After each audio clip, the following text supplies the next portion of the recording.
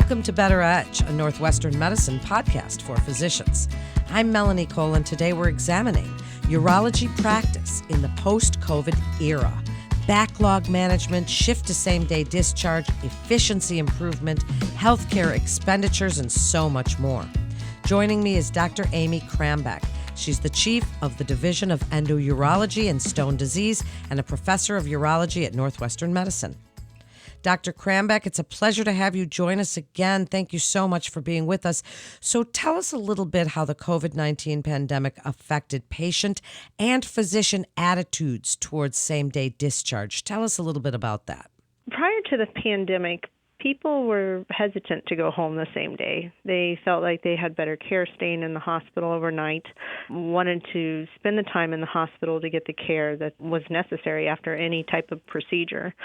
And then COVID hit, and with COVID, as everyone knows, healthcare was turned upside down. So there's not enough room in the hospital for patients that have elective surgery to be cared for. The hospitals were really overran with very sick people suffering from COVID. Furthermore, hospitals themselves were losing money because they could not do elective procedures and surgical procedures that generate funds for the hospital to run on and take care of very sick patients. Furthermore, patients themselves did not want to come into the hospital. They did not want to catch COVID.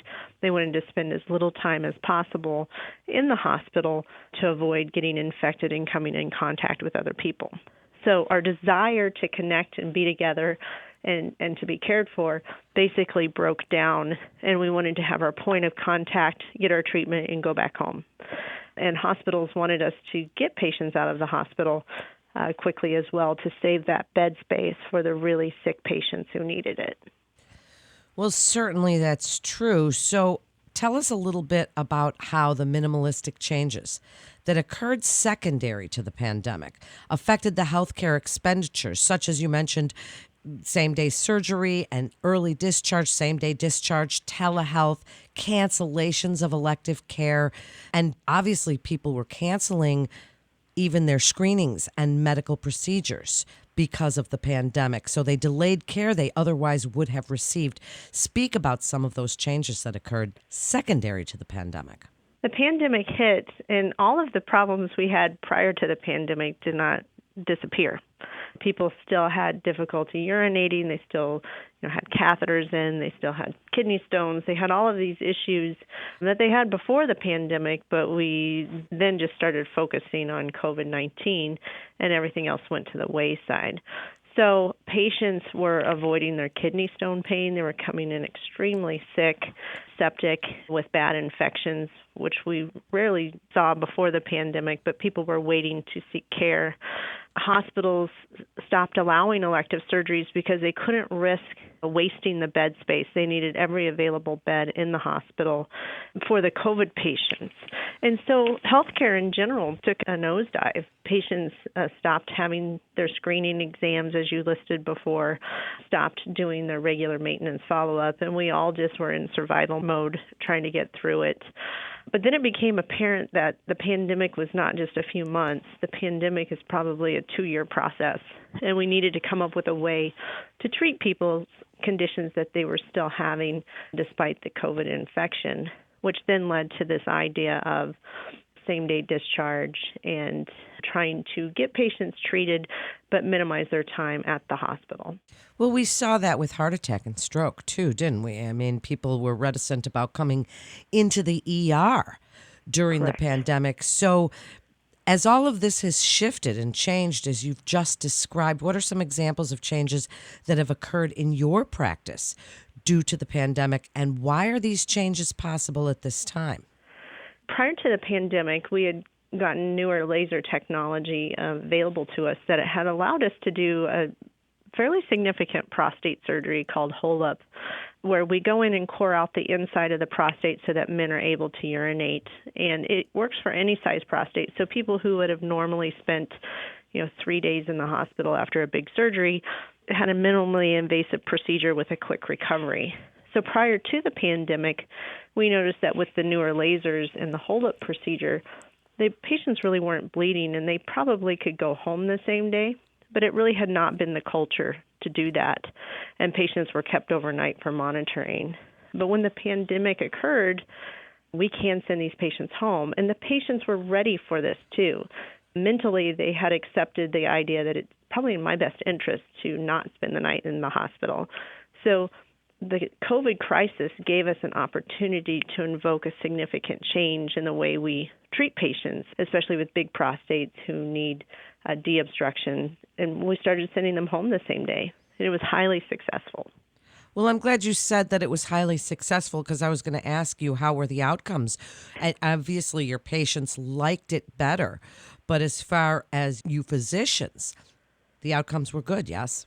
Yes, we recently did a survey on this and found that, at the beginning of doing this, the healthcare providers, the nurses, the techs, the residents, the physicians, we were all very hesitant and concerned. And after sending patients home, even just after a month, we realized the benefits, and that concern went down. So we found that by sending patients home the same day, very few of them bounced back to the emergency room, so we weren't seeing a high rate of complications. We saw that patient satisfaction was extremely high, and we saw that the hospital actually was saving money by doing that. When we looked at change from cost of care prior to sending patients home the same day to cost of care after sending patients home the same day, the hospital was saving about $800 a case. And so it basically was benefiting healthcare on all fronts. Well, then, how is your practice managing and addressing the accumulated backlog from delayed elective surgeries, as we were just speaking about? As soon as we opened up, we had to find more operating time. So we started operating on the weekends. We started extending our time into the evening just to try to get as many patients treated as possible. With the newer laser technology and being able to send patients home the same day, we actually could do more cases in a day. So we have been able to successfully address the backlog by giving us more operating time and sending patients home.